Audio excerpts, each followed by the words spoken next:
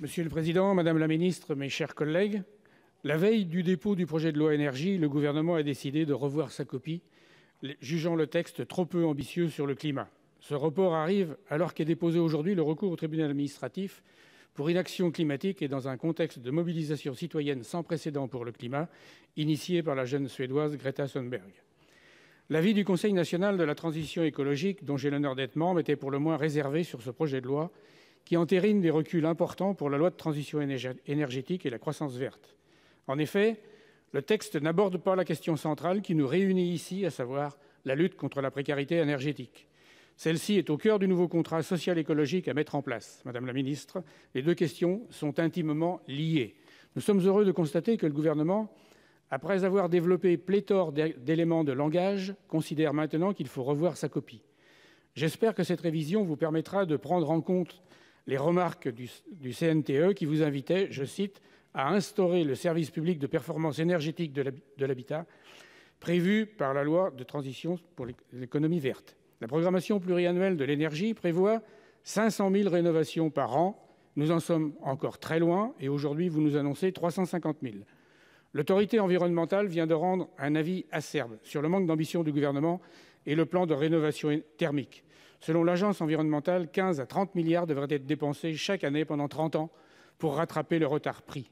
Au-delà du manque de financement, l'absence de structuration du service public de performance énergétique présente un très grand risque pour les ménages qui peuvent être confrontés à des maîtres d'ouvrage indélicats que les associations de consommateurs ne cessent de dénoncer.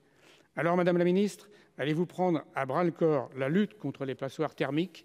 Des outils simples peuvent être mis en place rapidement qui permettent d'identifier, à partir des données de consommation comme cela existe chez nos voisins belges ou scandinaves, informer et coordonner très bien.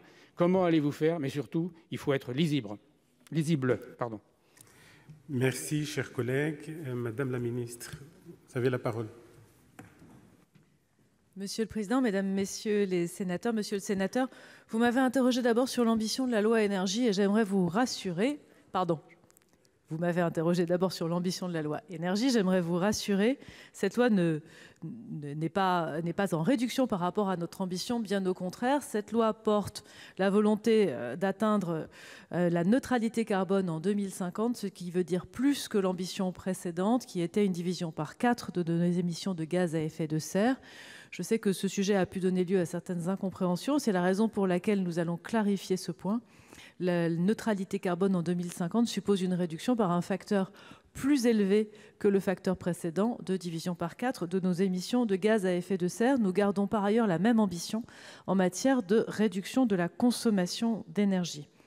Sur le service public de l'efficacité énergétique, comme j'ai eu l'occasion de le citer dans mon propos introductif, ce service public doit maintenant être mis en œuvre et nous devons, pour le faire, travailler ce sujet avec les collectivités territoriales et en particulier avec les régions. Il est exact que nous avons un empilement important d'aides et une nécessité d'aller vers plus de simplicité, plus de lisibilité. Nous avons également de nombreux niveaux de collectivités locales qui interviennent et donc la nécessité d'une meilleure coordination entre les régions, les départements, les communes, les intercommunalités et l'État.